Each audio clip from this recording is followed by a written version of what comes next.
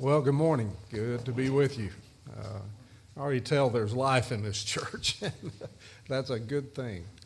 And I really appreciate all of you being here. Appreciate the invitation to come. I know it's a long way, but I preached in Louisville back in the early 90s. I was there from 91 to 96, so I stopped off there to see friends. We've remained good friends with that congregation through the years. And thinking seriously about retiring there in 2 or 3 more years, and working with them. The elders and I have been talking, and so that would be good for us, I think, at that stage of life. But it's good to meet the elders. I met some of them last night, met the others today, and then Logan and I have talked on the phone. So really appreciate the invitation. We're going to talk about today things that relate to each of us to one another. Your theme, I think, is drawing near to God. I told Stan that that's the title of my bulletin. It has been for a number of years.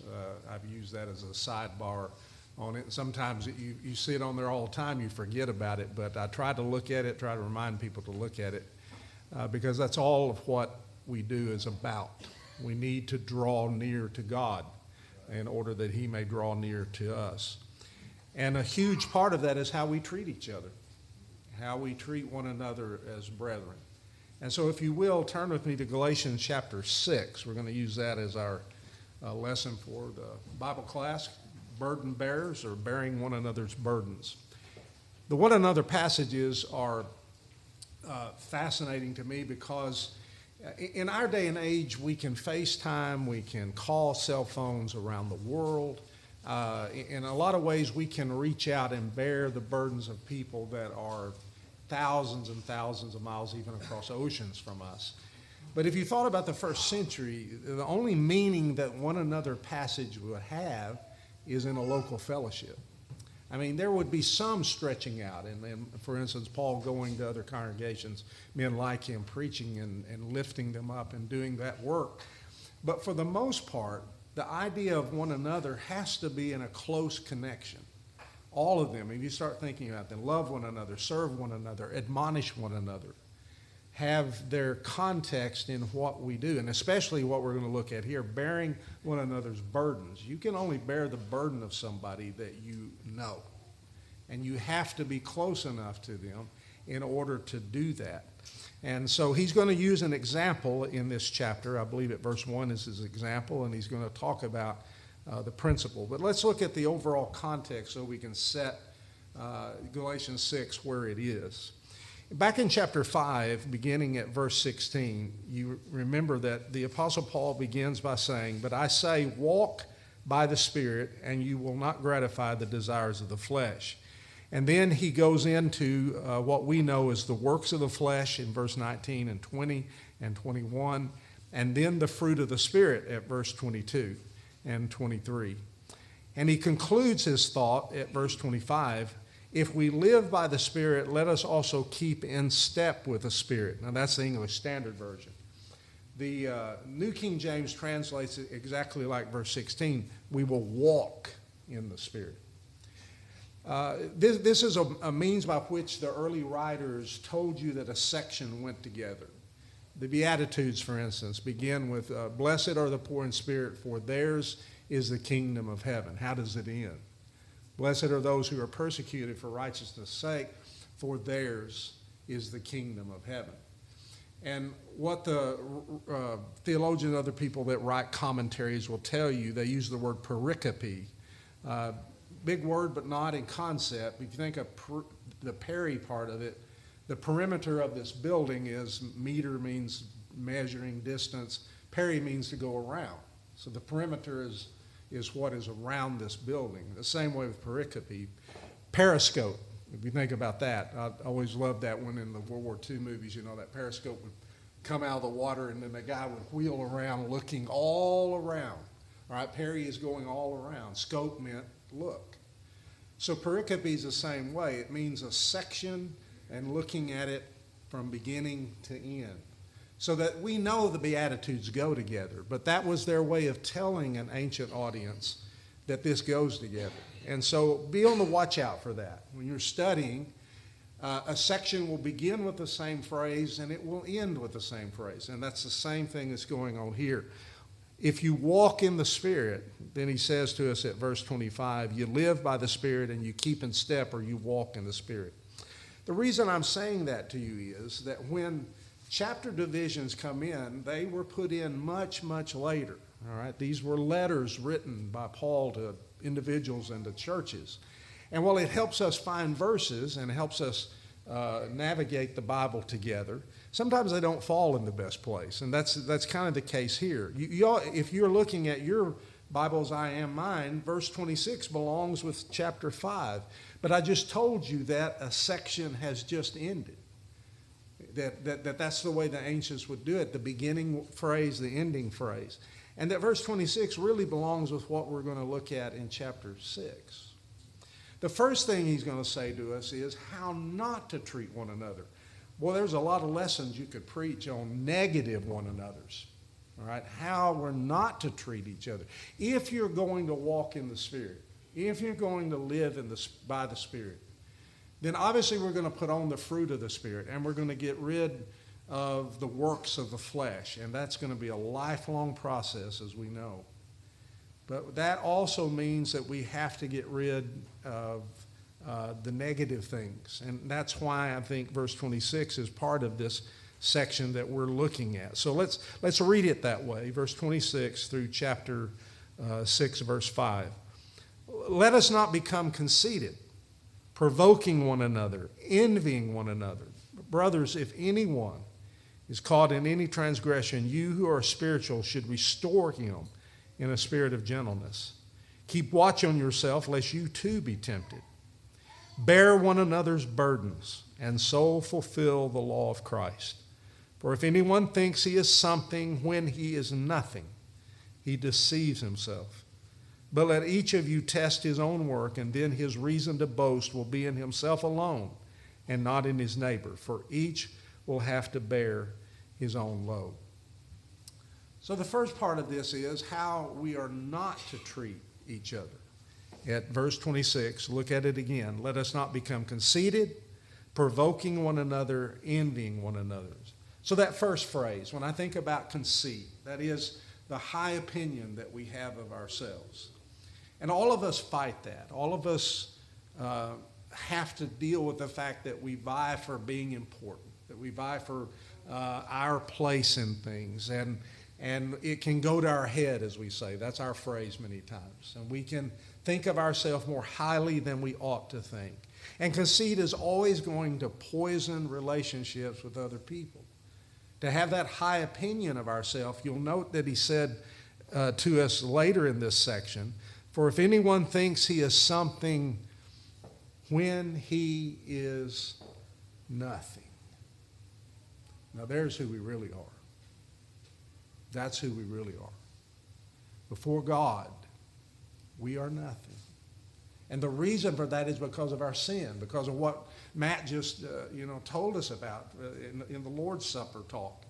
That we have caused ourselves to be at odds with God in such a way that we are cast out. And we must never think of ourselves as being important, even when he has brought us back into his family. I don't mean by that he doesn't value us.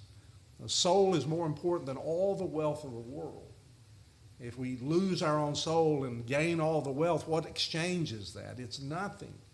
But we never need to have in our attitude that somehow we are now something. We have been redeemed because he loves us so. So high opinions of ourselves should be out the door. We should rather think of each other.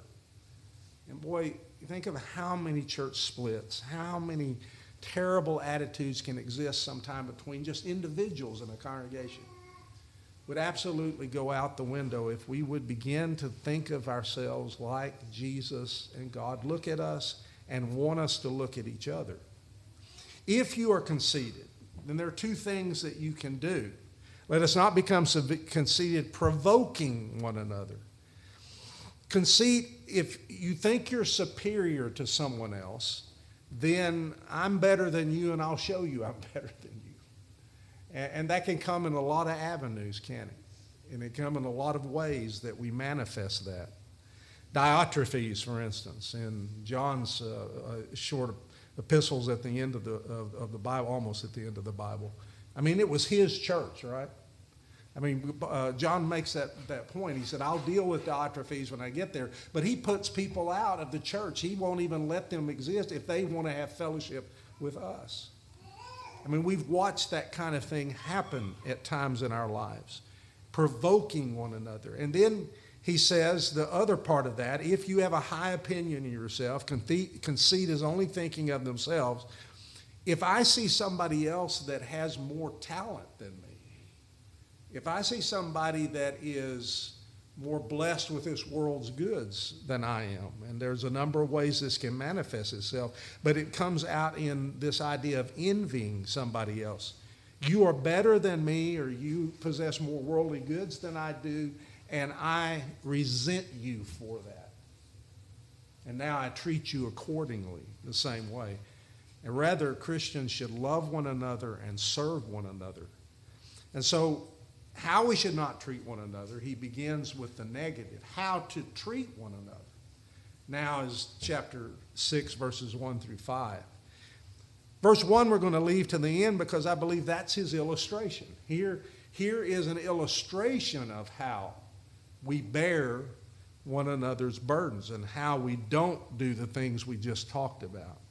But let's begin at verse 2 because that's his command. I mean, he is commanding verse 1, but it's an illustration of this principle. Verse 2 is, bear one another's burdens and so fulfill the law of Christ. That's fascinating to think about. People often talk about, well, we're not under law in the New Testament. And yet you read a number of times of the law of liberty in the book of James. You read it here. Even in a book that talks about we're not under the law, but means the law of Moses, meaning a law system. Once you violate the law, I've told this story sometimes about, you ever gotten pulled over for a traffic violation? And everybody, no confessions here. I'm just... One time I had my wife look back and I said, is anybody coming down the feeder road? We lived in Dallas at the time. And IHOP was right there. The parking lot was right there. And I mean, if you missed it, you had to go up to the light, way up to the light. You had to come way back through. And so, there were double white lines. What are double white lines? There's no wall. And so she didn't see anybody coming, and I just shot across from the interstate on the intersection into the parking lot, and there was a motorcycle cop sitting right there. I didn't see him. He just wheels around, follows me to my spot. And so bear with me. It's not the part of the story that's true. But he comes up, and he wants my license and all of that, and I tell Wendell, give me the book. And she hands me a big notebook that I hand to him and say, here are all the traffic laws I have obeyed correctly in my life. Y'all know where this is going. Is that going to mean anything to him? No, not one iota. It didn't matter if I had kept thousands and thousands of law perfectly. I broke that one. And when you break the law, you're condemned. Now, that's the principle. That's what Paul talks about in the book of Galatians. But then to think that law is thrown out the window and that it's all in this idea of grace on God's part and we're not under law. Look what he just said. We are to fulfill the law of Christ. We still have obedience. We still have commands and what God wants to shape us by. But we're not justified by law. We're justified by the blood of Jesus Christ and by the faith and the obedience that we have in that blood. Jesus bears us up, doesn't he? In 1 Peter 5 and verse 7, cast all your cares upon him, for he cares for you. Or Matthew 11:28, come to me, all you that labor and are heavy laden, and I will give you rest. That we cry out, Abba, Father. That we can reach out to God for his help and for his bearing us up. And Jesus bears our burdens. We are to remember that Christ's law equals loving one another. If you go back to the two verses right before you get to the section about walking by the Spirit, look at chapter 5, verse 13. For you were called to freedom, brothers, but only do not use your freedom as an opportunity for the flesh, but through love serve one another. For the whole law is fulfilled in one word: you shall love your neighbor as yourself. There is that overarching command. Love the Lord your God with all your heart, soul, and mind. Love your neighbor as yourself. Would you have to tell people, don't steal from your brother, don't lie about your brother, don't do this and this and this, if you really honored those two commands? Those two commands take care of everything. Love the Lord your God with all your heart, soul, and mind. The whole law in the Old Testament, he says, is fulfilled and in concept for us too. You shall love your neighbor as yourself. Then he even has a negative, answer. What's violating this? If you bite and devour one another, watch out, you're not consumed by one another. Well, that love one another is the overarching thing of what God commands of us. In John 13:34, a new commandment I give to you, that you love one another as I loved you, that you also love one another. In John 15:12, this is my commandment, that you love one another as I have loved you. So bearing one another's burdens and fulfilling the law of Christ begins with this idea of loving each other as God wants us to. How's the best way that we can do that? A friend of mine, his wife, a gospel preacher, I don't know if you know Mike Wilson, but his wife Cheryl, his first wife, died of cancer. She fought breast cancer for around 4 or 5 years. But when she lost her hair, which is going to happen many times, probably all the time, when they take chemo and radiation, she wore a hat to church, because that just has to be a hard thing for a lady to lose her hair. You know what happened that Sunday, Mike said? Every lady in the congregation wore a hat. She didn't know that. He didn't know that. But they had all called one another and said, we're going to stand in unison with Cheryl. We're going to wear hats in a reminder of her that we're with her. We know how embarrassing this is, and we love her. You do little things to lift people up. Even the great Apostle Paul, when we think about what he endured in Acts 28, verse 14, and so we went toward Rome, and from there, when the brethren heard about us, they came to meet us as far as the Api Forum and Three Inns. And you look at that on a map, they had walked many, many miles to meet the ship he was on. But listen to Paul, and when Paul, or Luke's writing, when Paul saw them, he thanked God and took courage. I'll tell you what that tells me about Paul. He was low. Paul was worried a little bit. He was hurting. He didn't know what he's going to face when he came before the emperor for his life. But when he saw those brothers come out, they made sure to, by that physical action, to tell him, we love you. And then he took courage. There may be a link in this passage between the idea of burdens and law. Moses' law is referred to in the New Testament as being a burden or yoke that neither we nor our fathers were able to bear, Acts 15:10. Jesus said that the Pharisees, Luke 11:46, load men with burdens too hard to bear. John Stott said, instead of imposing the law as a burden upon others, they should rather lift their burdens and so fulfill Christ's law. Christ's law is very different and is something that lifts us up. Now, our conduct toward one another cannot be guided by a high opinion of ourselves. So let's go back to that verse that says at verse 3, for if anyone thinks he is something when he is nothing, he deceives himself. Folks, that's how we have to look at ourselves. Do we think of the kind of service, love, and bearing burdens that he's talking about? Is that white-collar work or blue-collar work? I'm going to tell you, this is hard, dirty, farm ranch get down in the ditch and dig work. And it's not pretty. My son, I grew up on a farm and showed animals when I was a young man, and so I passed that on to my son. We gravitated, first we were showing pigs, and then we gravitated to goats. Goats came in. It was a real big deal when they brought the Boer goats over from South Africa, and they looked way better than the old Spanish goats.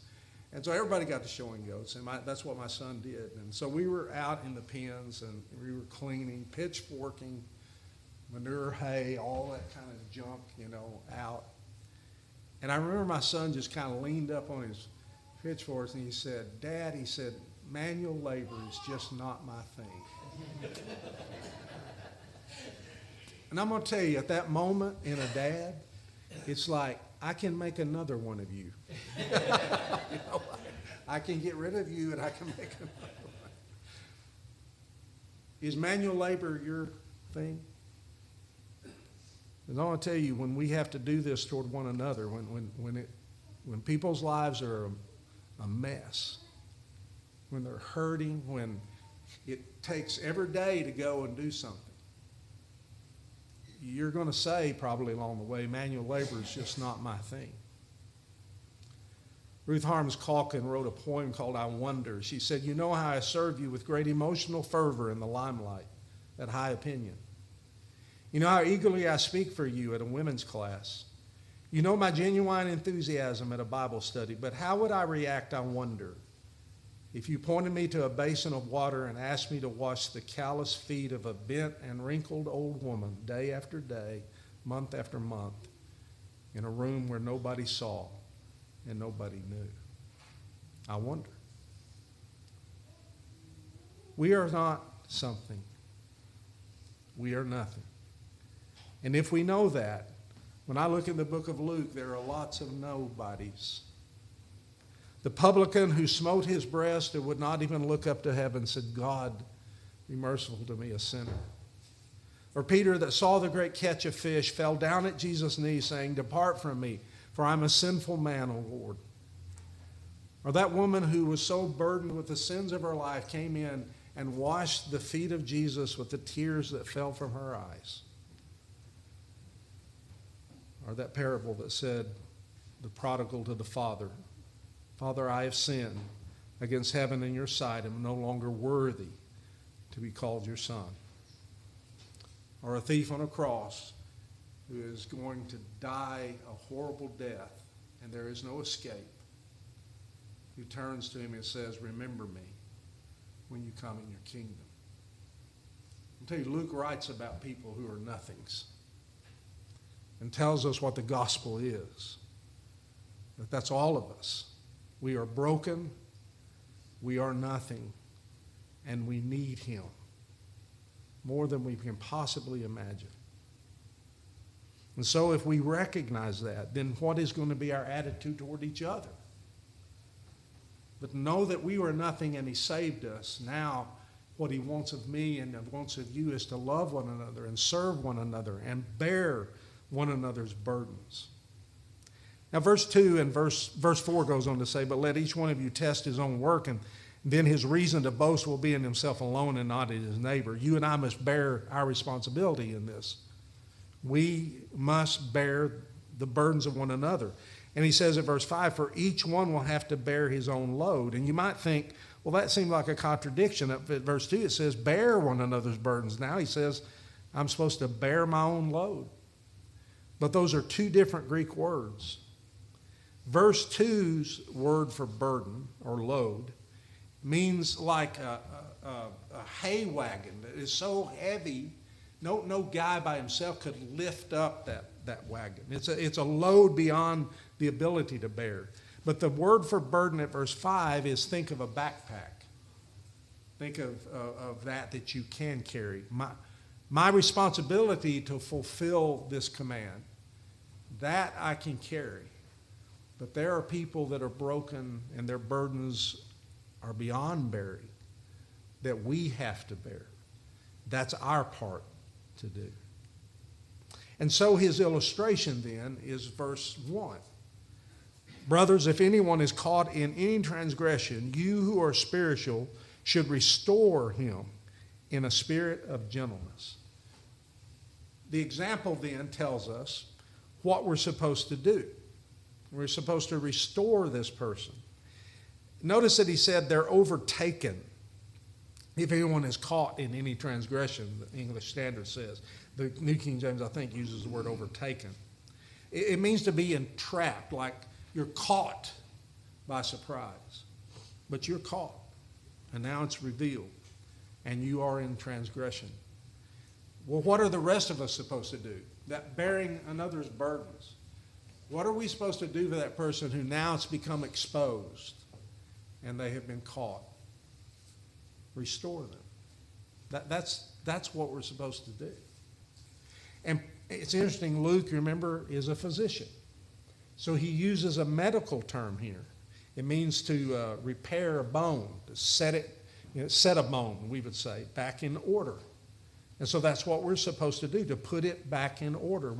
We're not to stand by as if it's not our business. You know how easy that is to do? We mostly look over at somebody and go, I don't want anything to do with that. And we just pass away. No, that's not what we're supposed to do. One of the first elders I ever worked with, I was in a training program, but then my very first work was a man named Brother Taylor. Brother Taylor was a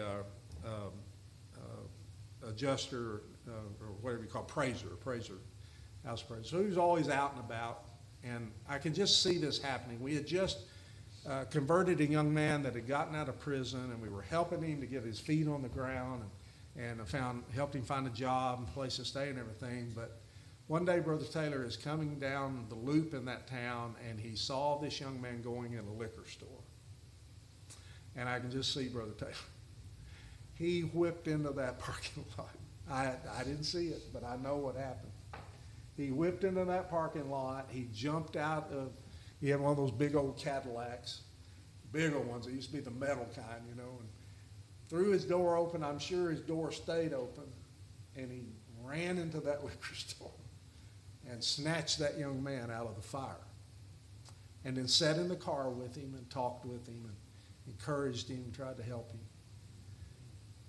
That's what we have to do. And it's not pretty, and he probably had an appointment to keep, and it set his day all back. We're not to despise and condemn them. Woman, where are thine accusers? They're not here, Lord, and neither do I accuse you. Go and sin no more.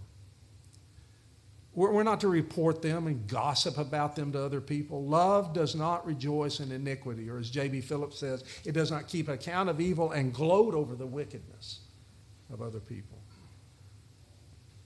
No, we go and restore. Who is to do this? You who are spiritual. Now, that doesn't mean just the elders. That doesn't mean the preacher. If you look into this book, it's everybody that was at Galatians. And the very idea that the section that comes before this is everybody's to walk by the Spirit. If we walk by the Spirit, are you unspiritual or are you spiritual? And if the section that comes right before this is telling us about being spiritual, and here's how we're supposed to. And just go back through this whole book and read chapter 3, verse 2 through 5, and chapter 3, verse 14, and 4, verse 6, and 4:29. They're all verses that say you have received the Spirit, or you are walking by the Spirit, or you are doing this by the Spirit.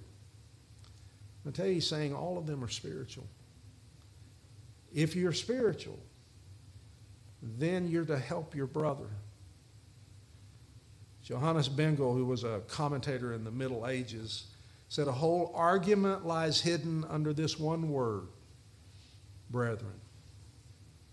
That's how he begins.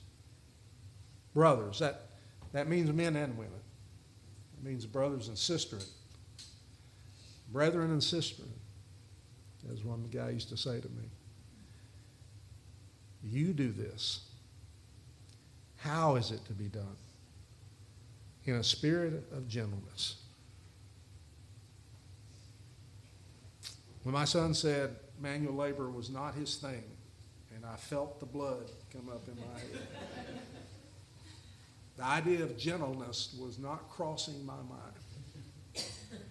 And it's easy to lash out, isn't it? It's easy to say harsh things to somebody. But I think about that father who saw his son from far off. What a mess. And yeah, he had a lot of things he could have said to him. But it says he ran to him. And he fell on his neck. And then the Greek word kataphileo, he kissed him down upon him. Present tense. Again and again, he kissed his son. Kill the fatted calf, bring it. Clothe my son with the best robe. Put sandals, a son wore sandals, on his feet. For this my son was lost and now found. He was dead and is now alive. Y'all know Gary Sandusky? What a fella. The story they tell about Gary is that he came to South End in Louisville, and he rode up on his motorcycle, and he had hair halfway down his back. And he went up to Ken standing at the door, and he said, I want to know about baptism and stuff. Because a story that preceded that was that a guy that worked with him at International Harvester would not let him go. He kept asking him, do you know you're a sinner? Gary said, I'd leave my workstation and I didn't want to even come back, but I looked back and he's on a break and he's still standing there waiting for me. When he came back, I said, yeah, I'm a sinner. And then he would say to him, do you know where you're going to go in eternity? And he said, I'd leave because I didn't want to hear it. The guy's still on break, standing at his station. He said, I know I'm going to go to hell. He said, Gary, I have one last question for you. Does that bother you at all? And then he left. And that worked on Gary, who had dyslexia badly, could not read well. And he went and bought a cassette player of the Bible and popped it in and was following the verses. And Diane came home, and he had cut his hair, and he had flushed his drugs and his alcohol. And she said, Gary, we'll get help. It's okay. But she had no idea. He had begun that journey. The spirit of gentleness is born of a sense of our own weakness and our own proneness to sin, so John Stott writes. If I know that about myself, then how am I going to help somebody else be restored? But to take that same gentle spirit that Jesus used with me and with you and do that. I still got about 5 minutes. Okay. One more story, and then we close out. In January of 1968, y'all may remember who are old enough like me, the USS Pueblo was captured by North Korea. Does anybody remember that? Those of us that are older enough do. I would have been only about 10 years old at the time, but I was aware of what was going on. What happened is that the North Koreans accused the United States of spying on them, and that it was a spy ship, and that it had ventured into their territorial waters. International law says that your territorial waters, I think, go out about 12 miles from your border. But then it's international waters. That's the Strait of Hormuz. That's the very thing that's going on now. Iran doesn't have a right to stop the free flow of traffic or charge people tolls or whatever. But they fired upon the ship. They killed a few people. 83 crew were captured, and they were held in brutal captivity for 11 months. The USS Pueblo is still on the active duty roll of ships in the United States Navy. It was never returned, and it's in a museum in North Korea. But it's never been decommissioned. But what those young boys endured and what they did, young men, is that they would put them in a room, or at least one set of them they did. And they were all in rigid chairs around a table. They sat there for hours. They were not to move. And then the door broke open, and burst open. And a Korean guard took the butt of his rifle, and the guy that was sitting at the head of the table, he began to beat him with the butt of his rifle. He beat him to the ground. Next day, they seat them exactly in the same position. So the guy that was beaten was in that head chair again. Same thing. Hours went by. Finally, the door burst open. Korean guard hits the same guy again, beats him with the butt of his rifle till he falls to the ground. And then those young men did an extraordinary thing. They said to themselves when they were confined and taken back to the cell that he cannot endure another day of this. And they shifted. They each were sat in their chairs, and then when the guard left, they moved. Imagine being that guy knowing that you come to the end table.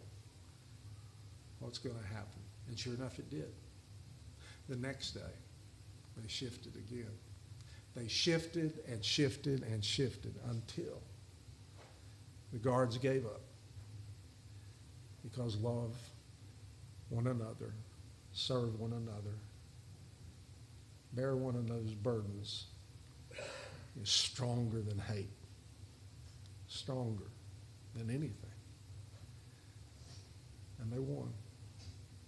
And eventually were released. You know the rest of the story, as Paul Harvey says.